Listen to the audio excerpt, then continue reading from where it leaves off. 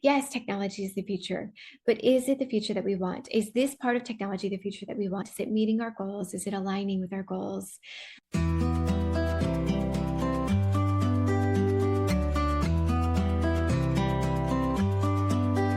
Hi, friends, and welcome to the Heartful Parent Podcast.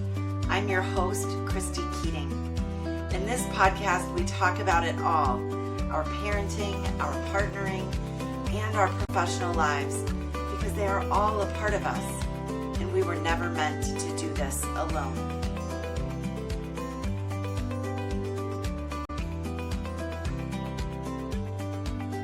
Welcome back, everyone, to another episode of the Heartful Parent Podcast. I'm thrilled to have you back and grateful to have you listening. This is a fun conversation today, and it was one that really shifted my own perspective on some things and really opened up some possibilities and some ideas for me. And I hope that it will do the same thing for you. After all, that is the ultimate goal of the Heartful Parent Podcast, right? To get us thinking, to get us looking at things in a different way, to get us engaged, and to get us moving forward with our families. And I think today's interview does that perfectly. I first heard about today's guest in a newsletter that I get from another person in this parenting space. And she was letting folks know about some new books that were out. And this was one of the books listed. And I thought, I need to get that. And then when I got it, I was like, I need to talk to the author. So the book that I'm talking about is called The Opt-Out Family: How to Give Your Kids What Technology Can't. And it is written by the incomparable Erin Loechner. And it is a really beautiful book that opens up possibilities for us offline and invites us to consider what screens and social media are doing to us and to our families and to our kids. And it's it's not just another one of those voices that feels judgy or like it's yelling at you in this space. It is a lovely, heartful book about how we can choose differently for our families. So let me tell you a little bit about Erin. She is the founder of the global tech-free movement called the Opt-Out Family. And she's a former social media influencer. You'll hear more about her journey, but she walked away from more than 1 million fans to live a low-tech lifestyle. And she's now dedicating her time to teaching others how to do the same. Her cutting-edge work has been praised in the New York Times, the Washington Post, the Wall Street Journal, the Huffington Post, as well as on the Today Show. When she's not scrolling on her trusty steno pad, Erin, her husband, and their 3 kiddos spend their days chasing alpenglow, reading Kipling, and biking to town for more tortillas. That's one of my favorite bios that I've ever read, because it's so fun to think of her and her kiddos chasing alpenglow, reading Kipling, and biking to town for tortillas. I didn't ask her in this interview what the excitement is about tortillas, but maybe I should have. But what I did ask her about, and what you are about to hear, is how we can all get more thoughtful, intentional, and make some different choices around the tech that we bring into our lives and into our children's lives, and how to help us think about what we really want for ourselves and for them. And it's a fun interview. I think it's, as I said, it's perspective shifting, it's practical, and I think, I might be biased here, but I think it's worth your time. So join me as I dive into conversation with Erin Loechner. All right, Erin, welcome to the Heartful Parent Podcast. I am really thrilled to have you here and to be diving into this conversation. Oh, I'm so excited to chat with you, Christy. Thank you. Thanks for setting aside an hour. When I first learned about your book that I know we're going to talk about, I thought, I really want to reach out to Erin and see if she'd be on the podcast. And I don't know if she'll say yes. And when you emailed back and said, I'm in, I'd love to do it, I was just thrilled because, as we get more into the school year, I think we're all starting to think about the impact of our schedules and the busyness and I've got kids with homework who are on screens, and all of these things are coming into play right now. So this conversation feels really timely. Yes, especially back to school. It's so funny how I was just talking to some teachers last night, and just the amount of growth that the child experiences over the summer in ways that feel counter to the growth that's required in the school building, right? They're Mhm. growing in their energy style and they're learning new things outdoors and they're becoming more independent. And then we have to have them sit down and listen to instruction again. So it's really, there's quite a transition and adjustment involved, and screens definitely play a role in that. Yeah, there is a transition. I love that you were talking with teachers about that and that they see it too, because I'm seeing it. I've got a 15-year-old and a 7-year-old, so they're in different places developmentally and all the things. And just seeing them having to go back to being in a classroom, and of course my 15-year-old homework, and the screens are really coming into play in a big way for her right now because of ed tech and like all of Mhm. the things that are pushed online that feel harder to push back against the older they get. So I want to talk about that. But before we dig into all of that, I read your bio, but there's so much more to your story that I would love to have you share, because you went from being an influencer to Mhm. saying I'm out, which is a pretty big shift. And I'd Yeah. love to hear how that happened. Yeah, of course. It makes sense to start there because I do have a very personal experience with the algorithm and social media and the way in which it just really does lead you down a path that maybe you didn't intend to head down. So for me, I began influencing very accidentally. I had a show on hgtv.com pre-social media, and was that was the era where businesses and brands and kind of network TV and magazines were testing the waters of, is this feasible to bring in everyday people who aren't experts in anything but who are passionate in certain subjects and like to talk about it, to peek behind the curtain of the reality behind some of these things.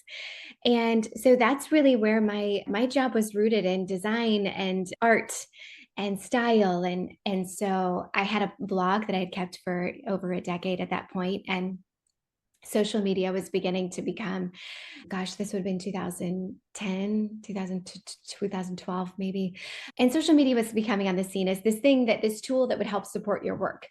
And what I found was just watching us all, and mainly the content creators and the people that were in these kind of public positions in the media. I watched us reverse that into, now the work is social media, and then our side gig supports that. And I think I was really grateful enough to have all of that shift coincide with me becoming a parent. My oldest daughter is just now 12. Mhm.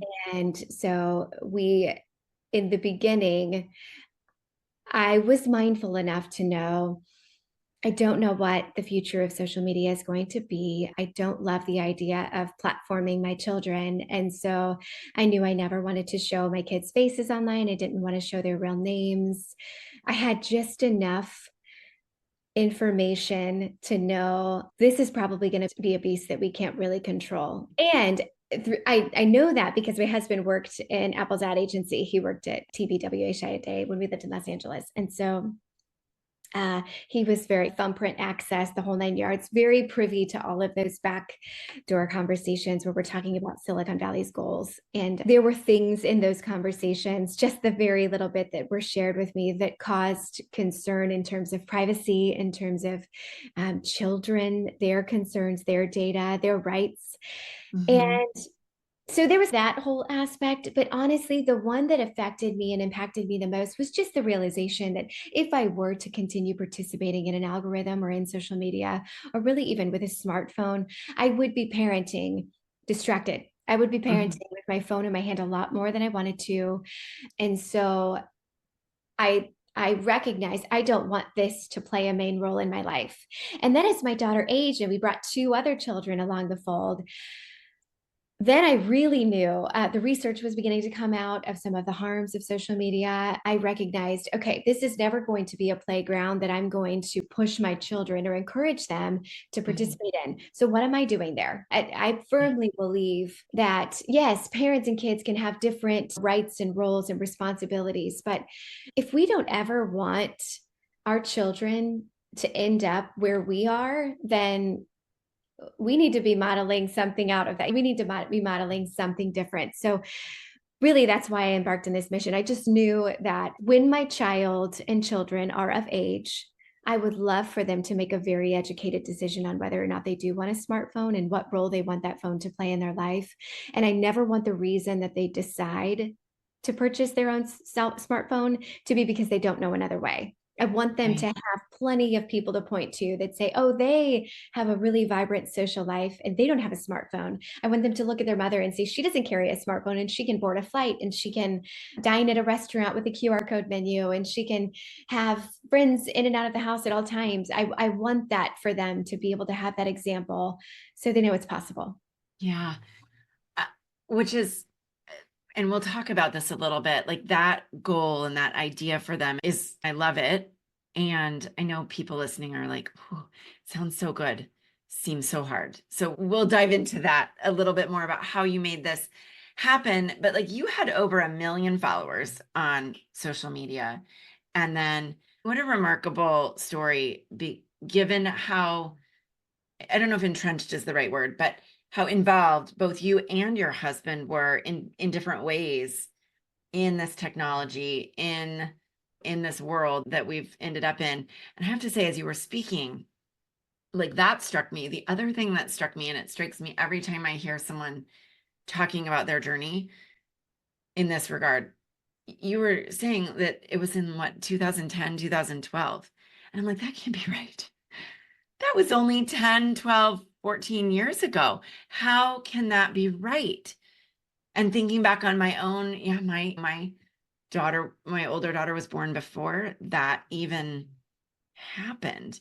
And it's just remarkable how quickly everything has changed for us Mhm. as humans and as parents and for our kids in the spaces that they exist in. So you had some insider information. You knew this was going to be challenging, some foresight, some wisdom, given what you were doing professionally, and then became a parent, knew that you wanted different choices for your kids. Fast forward to 2024, you've written this fantastic book called The Opt-Out Family. How did we get from there, from wanting something different to doing something different to writing about it? Mm. Oh, that's great. Honestly, the first thing I think the first thing we always have to do as parents is just work on ourselves. It starts with us. And the first thing that I did to kind of experiment, is this even a doable hope, right? Is this just a hope that's just a pie in the sky dream? And then it's going to get, I heard a lot of people say, just wait until you're in this position, just wait until her friends start getting phones and all of this. And I thought, totally. And yet I know that if we just sit around and wait, then the algorithm will make all those choices for us. And so I really wanted some proactive measures in place before that happened. I wanted to start looping my kids in early on into what technology is, what it means, what it does. I wanted them to have as much information that was age appropriate as possible. And so these are conversations that we would have in our house frequently enough. I remember taking our kids out to dinner individually, myself and my husband, both on separate occasions, and just have them people watch and observe. They were young and they all of them picked up on the idea that nobody's really talking to each other. Why? This is weird. And they're not playing together and they're at a booth and they're sitting there. And we would certainly try to offer grace and say it could be there's a family emergency, it could be they're looking up the times for a movie later on, they're going to catch what, there could be a number of things. And yet we all knew and agreed on as a family that it didn't feel good to interrupt the flow of conversation to look something up on a device. And we started making very intentional decisions like that, not introducing personal devices at all. We did have a family iPad that was plugged into the piano that we used as a piano app. It did that one thing. It didn't leave the piano. It wasn't brought on trips or vacations. It was just a piano player tool. Yeah. So even my toddler now, when she sees somebody out and about with an iPad, thinks they're practicing scales. She just does it. It blows her mind that you can do anything else on that thing. And so there were a lot of things, a lot of small decisions that added up to something large. But the biggest one for us was we just began as my oldest daughter got older and as her friends got phones and as we talked to them about it, there was this underlying message that we were hearing from kids that they don't really actually want this thing either. They don't want a phone. This is just the world we've given them. They don't want to be stuck in the YouTube rabbit hole, but when they're on the phone for an assignment or on their iPad for an assignment, and then there's another suggestion and another, and we just digital literacy aside, a kid is not, and most adults aren't equipped to be able to handle that. And so my husband and I thought, okay, let's pivot, right? Because clearly the problem isn't do we or do we not say yes to smartphones? What are we saying yes to on the other side, right? If we're saying no to devices, what are we saying yes to? And I have to tell you, Chrissy, I had to change my entire parenting because I'm really good at the no and the boundaries and saying no and having lots of limitations, but lots of creativity within those limitations. This was a bit like our family motto became be more engaging than the algorithm. And as a result, we established an open door policy in our house. If you want people in and out of the house, if you want to be the low tech zone for the neighborhood, bring them over. That is, I don't love the mess. I don't love the chaos. I don't love the extra food. It's not convenient at all. And yet, what happened was we became this kind of safe haven home for kids that just wanted to be kids, that didn't want to be filmed all the time, that didn't want to be interrupted by devices, that didn't want to all of their conversations to revolve around what the latest TikTok dance is. That is where we were because that's what we were offering them. And I think on the surface, yes, we hear a lot kids are addicted to their phones, but why? Are we sitting them down and really asking, what is it about this world that we gave you that you aren't engaging with? Like, what has made this world unattainable for you to experience? And a lot of that boils down to lack of independence. A lot of it was in the book, right? Lack of Yeah. challenging our kids, lack of trusting them, lack of offering independent opportunities, lack of accepting chaos and learning opportunities, accepting failure, having these conversations. To answer your question, yes, that to get from A to B required so much from us. I decided to carry a dumb phone. I have a tip on our website. I think it's optoutfamily.com/tip that you can go to just to teach you how to make your smartphone into a dumb phone. But I turned on all the parental controls on it myself. I made the phone black and it's just now a landline. It's for anybody to use. And lots of little shifts like that were very practical and yet led to just this huge expansive experience that, yeah, is hard because you recognize how often you turn to your phone. But Yeah. after that initial, you probably hear this all the time from people that have made the shift, after that initial sort of frenetic energy surrounding it, you settle into this peace and this idea of I'm going to live my life the way that I want to and not the way that Instagram is telling me to. I, as I was listening to you, my head is just spinning with ideas. And I love, first of all, the idea of really getting thoughtful about what we're saying yes to on the other side, thinking about my own parenting, and that we often have kids over at our home and I don't love it. I'm going to be really honest. Like, even as a parent coach and I work with families, like, I don't always want that chaos and that mess as you've talked about, but we are a phone-free zone for the kids and they do get to just play. And I think your comment is going to help me shift my thinking about that a little bit, maybe embracing that a little bit more. But you also talked about the algorithm and some of your comments, that idea of being more engaging than the algorithm and really thinking about whether that's what we want guiding us and guiding our families. And you have a quote in the book that I wrote down because it struck me. And you said, "We as a society have historically made decisions from shades of lipstick to political affiliation based on the information available to us. But what happens when we don't choose the information? What happens when an anonymous algorithm chooses for us?" And I'd love to dive into that just a little bit further, because you just mentioned it. Like, what does happen? Like, why? I mean, I think we all know intrinsically that we get sucked into our phones, and that doesn't always feel good. And you're right. Like, even my daughter will be like, I hate the YouTube rabbit hole. And she does get sucked into it on her school computer, where I can't stop it, right? As easily as I can on her phone. So that part we know, but I don't know that we all have gotten really aware of really what the algorithm is, what that means, and what it's doing. Can you talk about that a little bit? Yeah, yes.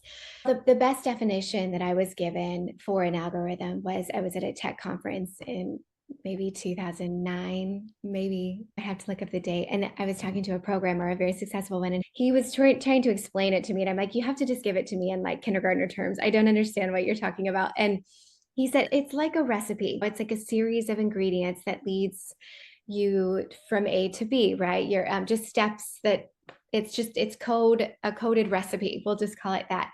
And I remember asking him, like, what ingredients for what? What's the end goal here? And he said, Erin, that's the $1 million question. Because what he knew before most of us did was that the goal is not to better your life as a user. The goal is to, what we now know, get you to stay on your phone a little bit longer. And the way to do that is to engage with some of those emotions that are going to truly, they freeze your system a little bit. So there's anger, there's fear, there's anxiety, there's curiosity, but all of those things that elicit a fight or flight response, where most of us actually do just freeze a bit and we take it in. And so we're just taking in this passive information because our body is settling into that as a coping mechanism. And it was very interesting to me once I saw that play out in real time. I think when I think about what the algorithm's goals are, whether it be for whatever social platform you're on, they are always going to be in direct conflict with you as a person that's holistic, that has goals of their own. Because I don't think anybody's goal is to stay on YouTube for 8 hours. Their goal might be to learn how to be a better speech giver or learn how to solve this math equation. But the way in which it's set up is your next visit then to that platform, no matter what it is going to have just enough of that same information, but slightly different to keep you engaged, saying the same thing slightly differently. And so then now you have a new source of influence or information, and now you have a new perspective on things to help form a different foundation entirely. And when you think about that, I always go back to when I was a kid and I subscribed to the magazine, right? They come out monthly and you get new information. And I remember being of age in which, oh, platform Mary Janes are in now. That's all I want to wear anymore. I just want to wear this one outfit that I Yes. saw in this magazine. Think about 2,000 magazines coming to your house every single day. And that's what that's what we as adults are experiencing when we log onto these platforms. The information that is chosen for us to choose from is inherently not ours. We didn't seek it out. It's just coming to us. It is like our mailbox is flooded with new, what the platform would like us to call ideas and inspiration, but what truly for a person is just a distraction from your own ideas. And so it's really alarming at which the amount of capacity that comes at us that we are expected to sift through logically, with wisdom, with peace, and with pace. And that's what I mean when I say that we are being shaped by these algorithms. We are being given options that we wouldn't have considered, which are not a bad thing. I think new information is always lovely if we are the ones seeking it out, and if we are the ones that are offering the capacity to really dive deep into that information rather than wherever the platform wants us to go with it. Yeah. That idea of making the decision and being able to be with, I can't remember exactly what you said, but peace was the word that stuck out to me.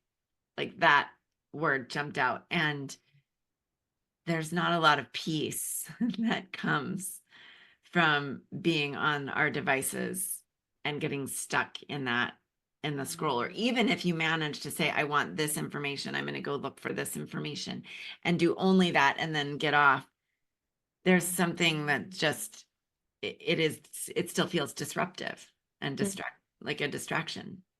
It does. It does. And it doesn't end there. There is really no such thing. I used to think as long as there's a starting queue and a stopping queue, as long as I'm in control over the device and I'm just stopping and then I'm going back to visit.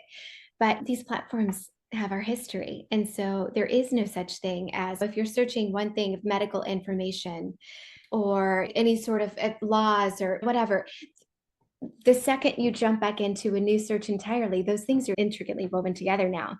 So Yeah. now the search is no longer medical information, and it's now medical information and whatever happens after that. And we are forming these. I think the book, there's a statistic, it's something like 72 million data points by the time a child is 13, just a massive amount of data points on our children and on us as well.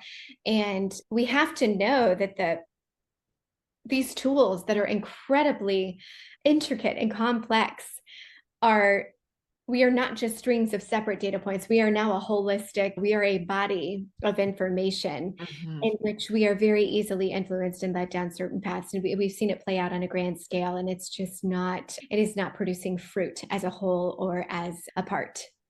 Yes. Yeah, we're watching it right now continue to play out on a grand scale.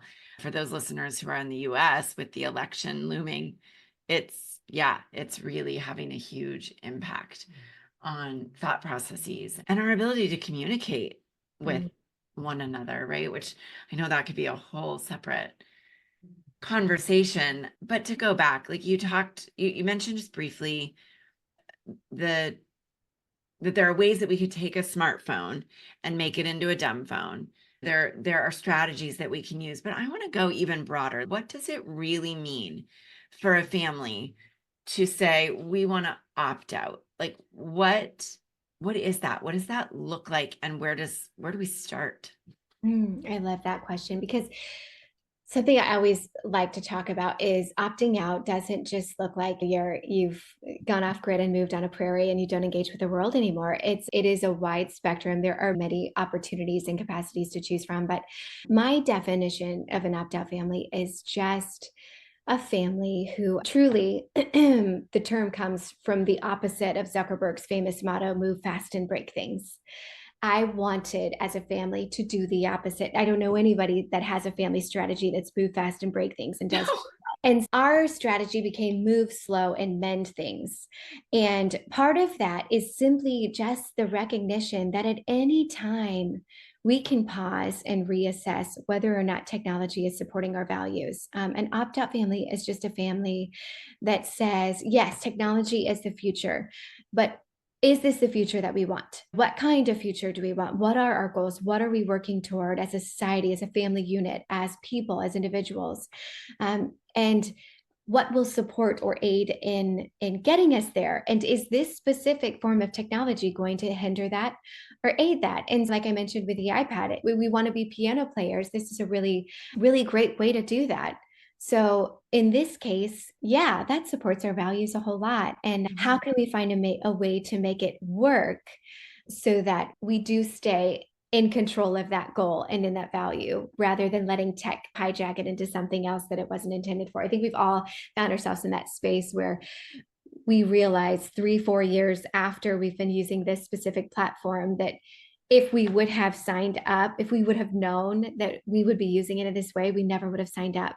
Yeah. And that's the idea. It's that pause button of just looking around, looking up, assessing our life and saying, is this where are we happy with this decision? And we can do that in any sort of structure part of our life. I think of opting out of schools. I think of opting out of communication with sports and coaches, asking the sort of leaders and influence in our child's life, is there a way to communicate outside of the band app? Is there a way to communicate outside of Snapchat? And then being that force for opportunity that raises their hand and says, hey, we're an opt-out family. Our kid has a desktop computer in the kitchen and an email address. So what can we do to still be involved in this program or in this club or in this activity within those limitations? And how can I, as a parent, support you as a coach or a teacher, Mhm. recognizing you're flooded and you don't need another way? They've chosen these systems because they're streamlined.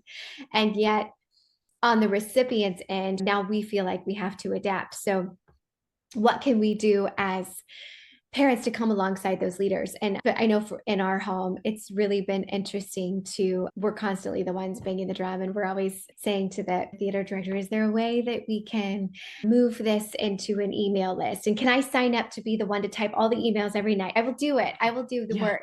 And I'll have my kids do the work. We will do it together. But I find that a lot of parents that don't really know what to do or how to speak up, and we have lots of scripts that people can use if they're just really unsure how to navigate that. But I find that what happens is once you do raise your hand, and that sticking point, whether it's an app or a tech or something else, once that becomes a friction point, that's your point of advocacy. That is your point to say, we want to see something change for these kids. We don't want them to have a smartphone in fourth grade just to be picked up from school. And Right. so this is our point of entry into the larger conversation that we should all be having. And when you enter that conversation, you encounter so many other parents that say, gosh, I thought I was the only one. I Yeah. feel exactly the same way. And here's what we're dealing with. And what are your ideas? And that's when it starts. That's when it gets really fun. And our organization has what's called co-opt out, which is just local chapters you can found to start these conversations and to start these advocacy things. And we now have, gosh, just in 2 months, over 800 chapters worldwide in 40 plus countries. And there are so many people that are having these conversations that just don't want to make waves, don't want to be inconvenient, don't want to rock the boat, don't want to feel like Luddites, all of it. There are more of us, and there are a number of opportunities for us to get involved and to make change on a really grand scale. Yeah. I love the opt out or the co-opt out thing that you have on your website that enables you to see where the other ones are and join in or start your own kind of opt out community. I do, as you were talking, I was like, I bet, and then you touched on this. I bet there are so many other families that feel the same way and nobody's saying anything. Because I know, like for my kids who are at a pretty different ages, doing pretty different activities, and they're in different schools, they'll never be in the same school together. The number of different platforms that we have to navigate it's crazy making. And my older daughter just started at a new dance studio, and then we needed an account at the dance studio. And I'm like, it does feel really overwhelming. And even within one platform or supposed one thing, my daughter talks about the fact that this teacher puts this assignment over here, but the other teacher puts it over here, and trying to figure out where everything is. Mm. It's just, and so there's this, it's like they tried to do it to streamline it. And then in some sense, it almost makes it just feel like everything's everywhere. Yes. And I just feel for our kids who have to, what's the term, digiphrenia? You have to be at all places at all times, and using all of these different tools that are no longer becoming tools. Now they're just like spots you have to check into. And it's not a streamlined process. I think it's maybe streamlined just from the top down, but then now we're just stuck in the rubbish, Yeah. sloshing through and trying to get something finished. So yeah, you wonder why our kids and our parents are stressed out all the time. And I think technology plays a really big role in it. But I do think there are solutions to streamline in a big way in terms of everybody getting on the same page of what is necessary here and what isn't. When I love that you've got on your website all these resources with scripts and things that people can access. You also have there a place where people can submit questions that you will answer. And there was one question that really caught my attention, and I want to ask you about it because the US Surgeon General came out a couple weeks ago with an advisory commenting on the fact that parents are experiencing unprecedented levels of loneliness and of stress and overwhelm, and that this is becoming really problematic, that our parents are not getting the support that they need. Setting aside I need to figure out 27 different apps just to get my child to dance class and homework and whatever, I would imagine that for many folks, that part of the hesitation around opting out more is that it might exacerbate feelings of loneliness that are already there, because our phones are often seen as the way that we connect with people.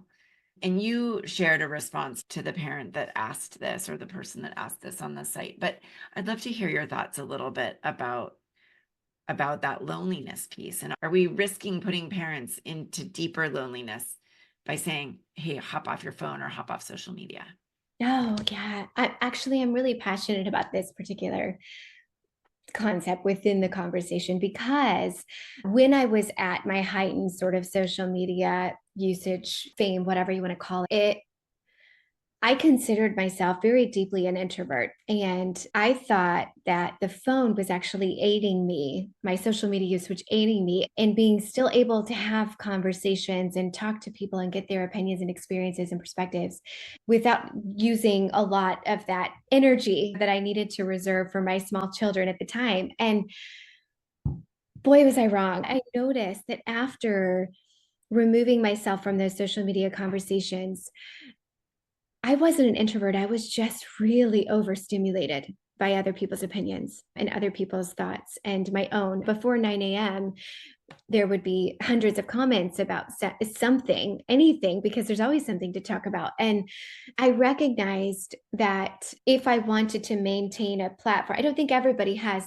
this same sort of compartmentalization that needs to take place. But if I were to maintain a platform there, I could not have maintained a platform in my actual community. I think we call online spaces communities, but we're not communing together. We're conversing together. We're talking around things, but there's no accountability. There's no transparency. There can't be. We're not even face to face. And I will say there was a moment leaving social media where things felt very quiet, not in a bad way.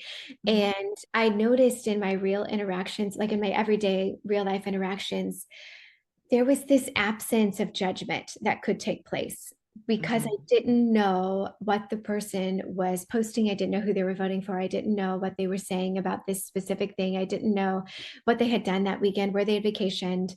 I knew nothing about this person standing in front of me. And in the absence of no knowledge, there were no preconceived notions. There wasn't any of that sort of ticker tape background that happens when, let's say, you run into a friend that's pregnant and you knew they were pregnant, you saw they were pregnant, but they didn't tell you they were pregnant. And then there's that weird, why didn't you tell me you were pregnant? Now, instead, there's just joy. You're pregnant. Congratulations. There's none of that extra information about the person that they have shared with the world, but not shared with you. It's just a weird time travel thing that happens when we try to be omnipotent and share everything at every level. And so that was one aspect, certainly. But the other thing was, I did feel like there was a part of my brain that missed adult conversations and missed pouring into other people. And so what did I do? I hosted a Wednesday morning tea time for young moms, and I had them come over, and my older daughter would follow the toddlers around and play in the backyard with them. We would all finish our coffee and finish our sentences. And we ended up doing it twice a week because it was so lovely. And we craved that time with each other. And then another mom would host. And then slowly we just meet on the regular. And it really, my definition shifted, and it moved from community was possible online to community is only. My definition is, if I can't bring a casserole to you when your dog is sick, we're not actually in community together. And so it's enriched the idea of what friendship is and what a relationship is. And that's not what we're getting on social media. And I think it's really dangerous to assume that it's kind of filling that void. It is, but it's very empty, full. It's not a rich, complex relationship that we truly need. It's not the give and take that we really do thrive in. As I'm listening to you, I'm thinking about my different groups of girlfriends and couples friends and people that we spend time with, and how much more fulfilled. And I would actually challenge people listening to this to ask yourself, like, the last time you were with people, compare that to the last time you found yourself in the scroll. I think it's becoming a noun, the scroll. And when you walked away from both of those, like, which one felt more fulfilling and satisfying and comforting, and any number of adjectives that we could add there? For myself, I know just this week, I did get caught in the scroll, and I was with girlfriends on Wednesday night. And I can tell you, I had more fun with my girlfriends on Wednesday night. That felt more enriching to my life as a whole. Wow, that's a great way to compare the two. Just even if you're even if you're setting a timer and saying, I had 2 hours with girlfriends and 20 minutes with this girl, which one felt better? Or 2 hours or opposite, it's just a conversation in the grocery store and that's it. But Yeah. wow, that's a really lovely way to think about it. Thank you. It just struck me as you were talking and talking about the tea time, and that how fulfilling that felt and how lovely that felt. And you actually said in the book, you cited a study, and I don't have it in front of me, but I remember a study that where young people were asked about their opinions, and that the overwhelming majority of them said they preferred in-person interactions. Yes. I was so struck by that and so Yeah. surprised that because the general narrative is that teens only want to text anymore. And so we have to text just to meet them where they're at. And even after the book was published, I came across a study that when you hear the voice of someone that you love, there is a stream of endorphins that are released. And just what's like the love drug oxytocin, is that right? Oxytocin. Yeah. Is like your system is flooded with that just by hearing their voice. And if there are parents listening where their child is off to college, or maybe their child is grown in a different home, or if they're long distance parenting for any reason, I would just beg of you to call them instead of text, even if it's an audio text. I know that's just sometimes an easier way to communicate if there's a time difference or any kind of barrier. An audio text just so they can hear your voice, it is so impactful, and our kids need that and we need Yeah. that. Yes. Yeah, I shared this with you before we hit record, that my husband has actually been out of town for a week, and he doesn't normally travel for work. And so normally when we're traveling together, and it's been like I find myself needing, we've talked on the phone, but I'm so ready to be in a room with him and in presence with him and to get a hug from him. That's so much more, that feels so much better than anything I've done to pass the time while he's been gone. Switching gears just for a moment, I know another sort of objection that parents might lodge is, I'm exhausted, right? I work all day. We have to put meals on the table and make breakfast and lunches and all of those things. And now you're telling me that I need to be more engaging than the algorithm. And that feels hard, right? That's like, let's add that to the list of things, right, to do. But throughout the book, you share these little tips, and I highlighted, like I took my highlighter marker and put it around a bunch of them, but they're called log off tips. And then you've got some other fun little tips that are really easy to pick out of the text that I loved. But I'd love to ask you, what are, I don't know, 2 or 3 of your favorite log off tips that parents could use to engage with their kids rather than Mhm. hand them the iPad? Yeah. And I thank you for bringing that, because I do think there's this idea when I say be more engaging than the algorithm, that like you have to have a circus in your backyard and be the cruise director. And if you spend a moment in my home, you would see that's not true. Our kids are very, probably because there's an absence of screens, they are very like um, just deep play people. It's one of those things where abstinence is actually easier than moderation in most Mhm. cases. Mhm. And so I would say, if I were just starting out and if I were trying to replace iPad time with something else, I would do what's called strewing. Because it requires absolutely no communication from the parent whatsoever.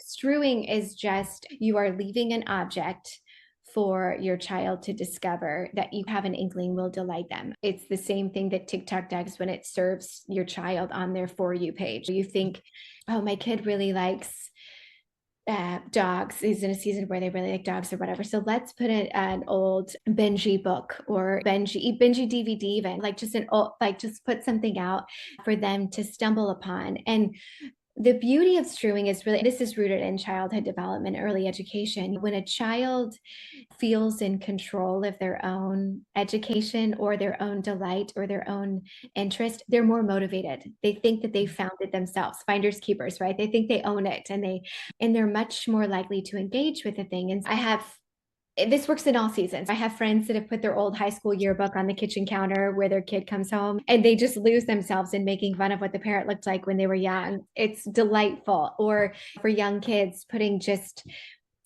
kitchen cooking supplies, pots and pans on the coffee table and see what they do with it. If you think about switching up the home environment and having your child stumble upon something that is in a different spot than it usually is, it's or if it's just a different object than they usually stumble into, then it's a trigger to their brain that pay attention, there's something interesting here. Pay attention, there's surprise around the corner. Even if it's just junk mail and scissors for the little ones, just something for them to find. So I would encourage, yeah, if you're a parent that's trying to replace that hour of the dinner hour where you turn on give them the iPad because you got to get dinner on the table, which I completely understand. Just maybe come up with 5 that use any of those that I just mentioned up. 5 things. Maybe it's you go to the library and you get a bunch of books and you keep them aside for that hour, and then they're just surprised with a 3-4 books that they're going to be into. Anything like that where you truly, I know that you're tired and you've worked all day, so you just need a minute to not talk to anybody. And that's when strewing is really helpful. That's when your child is probably in the same boat and needs to decompress but doesn't recognize it. They still want that stimulation. And so just start with an object that's unfamiliar to them and see what happens. That's probably my you probably would know which one's called out to you as a parent from the book, but that's one that I've used quite often that works well. I love that one. And what I really love is my 7-year-old, she does that all on her own, apparently. And I didn't know this until I just heard you talking. She is how do I say this kindly? She's a trash collector. Yes. Yeah. I have one too. Yes. Like she wants all the boxes and all the plastic containers and all the egg cartons and all. And I'm like, I just want it out of my house. Let's put it in the recycle bin, put it in the trash bin. And she would take all of it and make something. And in fact, over the summer, we were traveling back east to visit family. And there we bought cherry tomatoes. And the cherry tomatoes at the grocery store we went to there came in a different kind of container than she'd ever seen here. And she made her cousin, for his 16th birthday, a pen and pencil holder out of one of them. And another one, she made her grandmother, my mother-in-law, a toothbrush holder. And she just thought these were the best gifts ever. She had so much fun creating with them. And of course, I'm like, oh God, I don't want more trash in my house. Yes. But she wasn't on an iPad. I know it's so inconvenient. And you have to ask her. I love that story so much because I can relate. And you do have to ask yourself, do I want my son to have 14 can openers under his bed? No. But I would rather that than the alternative. And so here, yes, we can go garage sailing for as many can openers as your 4-year-old heart desires. And just, yes, what other things are you interested in? Just they're so odd and they're such odd little creatures, but sometimes it's whatever it takes. It's one of those. And yeah, give them the recycling bin. That's a great idea. I'll tell you the one that you listed that, or was one of the ones that really spoke to me, which was, and I'll just read it. Want to spark wonder in your child? Give them a tree, a wily willow in the park, a towering maple near your front stoop. Have them name it. Let them visit it daily, check on it, care for it, knock on the trunk, see who lives inside, paint a picture of it, paint a picture in it, on it, over it, hide books between the craggy limbs, whisper secret codes to enter in, let them leap and linger, spit mandarin seeds from the branches, hang a bee hotel, lean a welcome sign, let them climb, let them fall, mostly let them be. I'm a nature girl. I always say, like, that saying, the mountains are calling and I must go, speaks so loudly to me. So that idea of picking a tree for my child, I love that idea. And I know I haven't tried it with her yet, but I have a feeling I know which tree she'll pick. And I can't wait to see what she's going to name it. I just think that's it doesn't take anything from us. No, it doesn't. And I love that example too, because nature, we all know the immense benefits that it holds, but it is very interesting to me that the very thing that iPads have replaced is the whole neighborhood go out to, we've all heard, go out to the street lights. That was our childhood. That was our Yeah. 80s and our 70s, and just don't come in until the street lights are on. And that's what we replace. And that's what we can now replace screens with. We can just send them in the backyard or send them to the local park. And that is a big portion of this book, is working towards that childhood independence. I know that it feels very scary for a lot of parents to let them be and let them go and play without adult interference and all of that. And it takes practice for the kid, but it also takes practice for the adult, and doing that in really small ways. So the tree is a great way to start that kind of concept of, hey, you are safe in nature. You are welcomed in nature. And this world is here for you in ways that require respect and care for one another and for the world. Yeah. Oh, I love that. Erin, I could talk to you forever. I loved this book. I am loving this conversation, but I do want to be respectful of your time. If I could finish with one question, which is, what you've made this incredible sort of transformation in your own life and your own family's life. And then you've written this beautiful book that gives really practical ways for families to start making their own changes. As you see more and more families opting out, what is the future that you envision and that you hope for all of our children and all of our families? Mhm. Oh, I love that question. I am wildly hopeful for our future, because I do. I just want um, parents to receive their agency back. I want parents to have the ability and the power and the confidence to parent in the way and to steward their children the way that they feel is important to do. And that is going to look differently for everyone. And that's actually what I think it should be. I think if we are parenting exactly the same as our neighbor, we're probably somebody's doing something wrong. I've always said, in any part of your parenting journey and any part of your opting out journey, any of it, there are no wrong answers except not to question it at all. So I want us to question and to push back, and just the same question I posed earlier in this conversation. Yes, technology is the future, but is it the future that we want? Is this part of technology the future that we want? Is it meeting our goals? Is it aligning with our goals?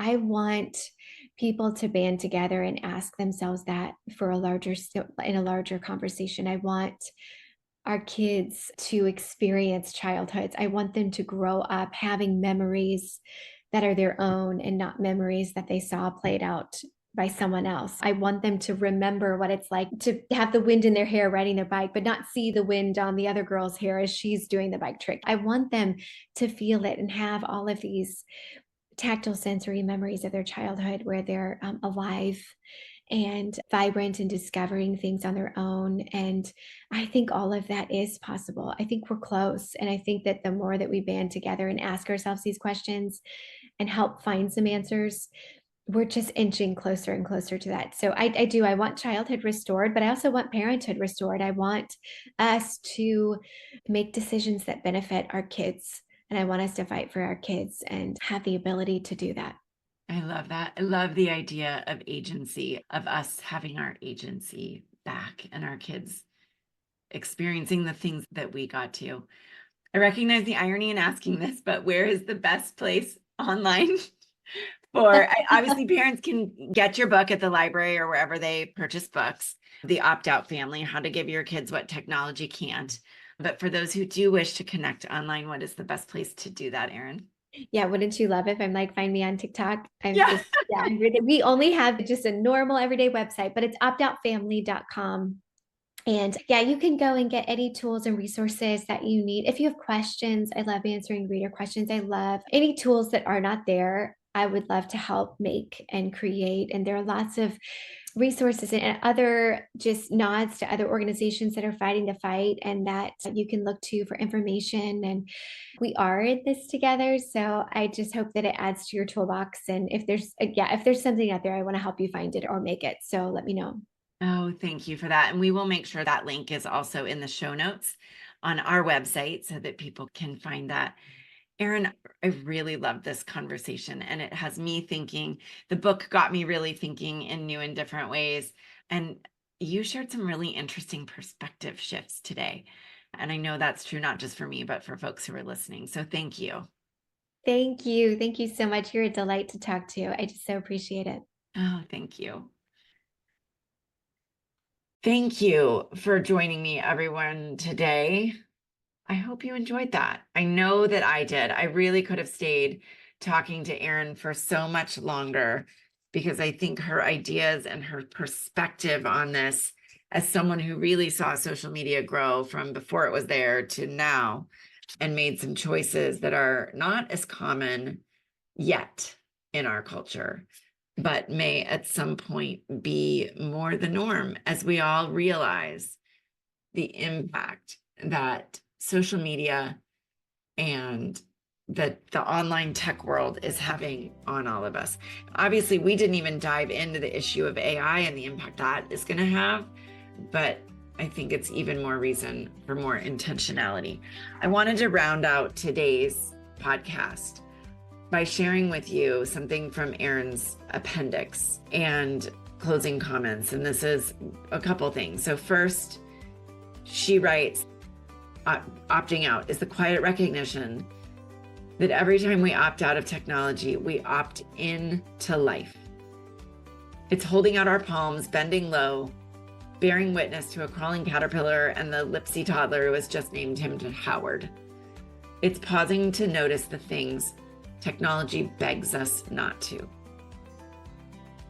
The soil beneath us and the cardinal above us, but mostly the beating hearts before us. It's offering a thank you and a prayer as we lift our eyes to see the bigger picture that awaits on the other side of the screen. After all, the opposite of opting in is not opting out. It's living free. And I just think that is so lovely and really expresses, as Erin did, her hope and optimism for what we can do and what we can be. One final thought, and I don't normally read from the books, but I think this is important, that she shares in the appendix to the book, the Opt-Out Family Pledge. And I invite you to consider it just as I will be considering this for my family. In our household, we reject the lie that technology is neutral. We celebrate the present moment we are given. We pause to listen attentively to the hearts of others. We seek knowledge with purpose and patience, knowing that the first answer is not always the right one. We face life's challenges. We make our own fun. We rest in the truth that easier is not better, and that different is not wrong. We observe context in all things. We remember that influence is earned. We build habits that support our values. In our household, we live in the understanding that people are more important than phones. We will look up. We will chase mystery. We will be free. I don't think much more needs to be said today, but I wish for you, as you go through your day and your week, that you look up, that you chase mystery, and that you feel free. I hope you enjoyed. I'll see you next week. Cheers.